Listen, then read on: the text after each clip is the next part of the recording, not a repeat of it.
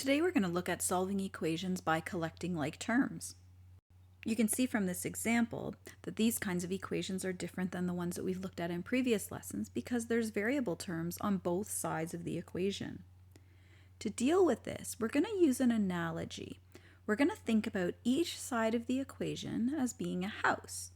And we're going to imagine that we want to get the terms that have variables into one of the houses and the terms without variables into the other house. What this will do for us is it will help us to isolate the variable term so that we can find out the solution to the equation. The 3x is already living in the left-hand house, so we'll leave it there. We'll need to bring the 2x across the equal sign or to the other house, and we'll have to change it to a negative 2x. We have a 6 living in the right-hand house, or on the right-hand side of the equation, and we'll need to bring the 4 across the equal sign to be with it. So that will mean that the 4 will become a negative 4.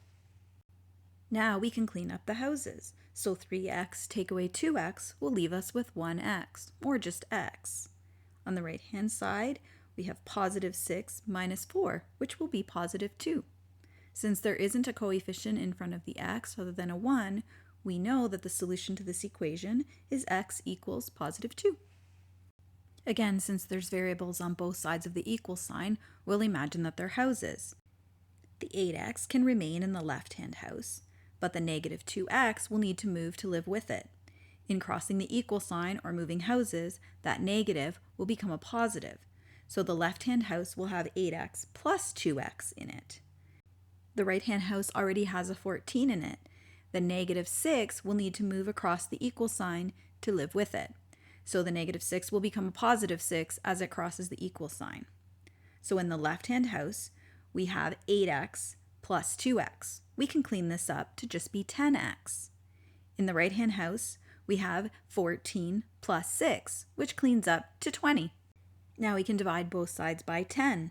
So 10x divided by 10 will be x, and 20 divided by 10 will give us 2. So the solution to this equation is x equals 2. To solve an equation like this, we might try to clean up the houses first. So in the left-hand house, we can combine the negative 6x and the positive 3x to get negative 3x.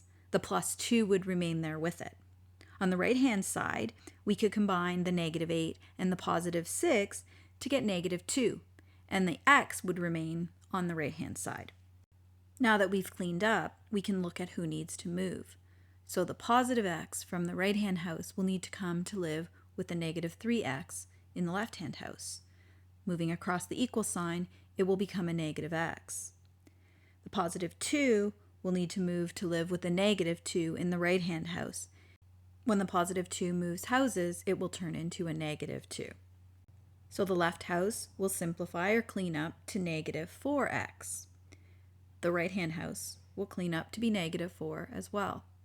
So we will need to divide both sides by negative 4 because that's what's in front of the x. And when we do negative 4x divided by negative 4, we'll just get x. On the right-hand side, when we do negative 4 divided by negative 4, we'll get positive 1. So the solution to this equation is positive 1.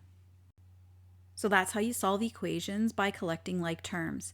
Don't forget to think about the houses and to clean up the houses whenever you get the opportunity to do so. Good luck with your practice questions.